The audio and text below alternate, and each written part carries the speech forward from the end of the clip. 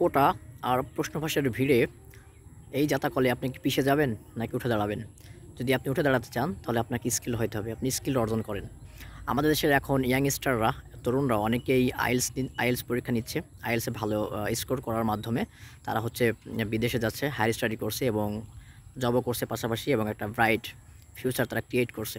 So সবার জন্য এই রাস্তা খোলা আছে। এখানে কোনো কোটা নাই। আইএলটিএস পরীক্ষা দিতে পারেন আপনিও।